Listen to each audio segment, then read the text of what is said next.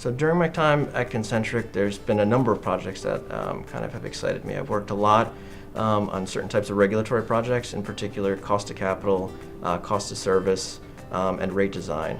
And each of those projects has really interested me because they're all kind of different when you're working for a specific utility. While the project concept might be the same, each utility's circumstances are different. So it's really figuring out sort of that regulatory jurisdiction and determining what the precedent was, how you can make the most effective arguments, and things like that really kind of excite me and really make it interesting to work on. So cost of capital, the link between cost of capital and economics really comes through sort of the monetary and fiscal policy and how that impacts the return on equity for utilities.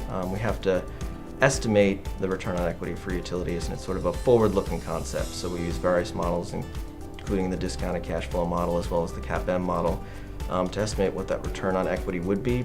But the return on equity changes based on monetary policy. In particular, currently interest rates have been driven incredibly low by the Federal Reserve's monetary policy.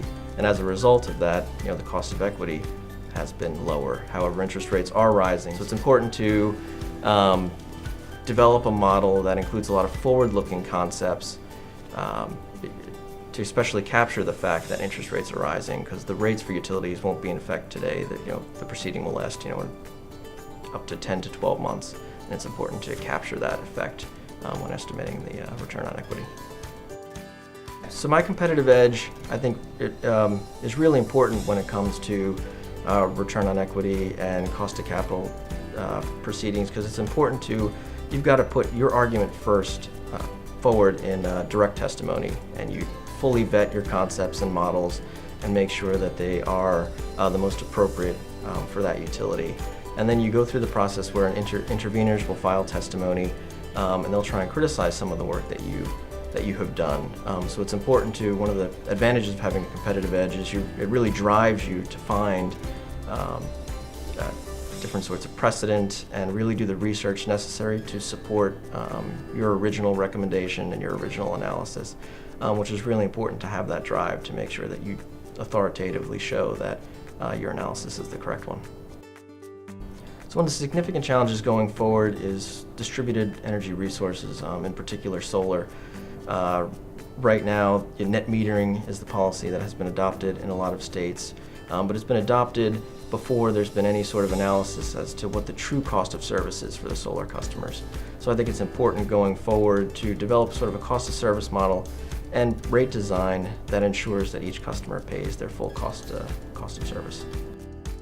So problems I see the clients facing going forward, in particular, I think distributed energy resources is going to be a huge factor playing out in the utility landscape. It's going to be important to really develop the necessary analysis to get the appropriate cost of service and rate design for distributed energy resources, because you want to ensure that there is no cross-subsidization between customers and that everyone is paying their full cost to serve. So I think it's going to be important to really develop that analysis in particular. Another important factor facing utilities going forward is going to be, for cost of capital in particular, is going to be in this rising interest rate environment, trying to put the best arguments forward to show commissions that it's important to include forward-looking inputs into the DCF and CAPM model to ensure that we're accurately reflecting rising interest rates and their impact on the cost of capital.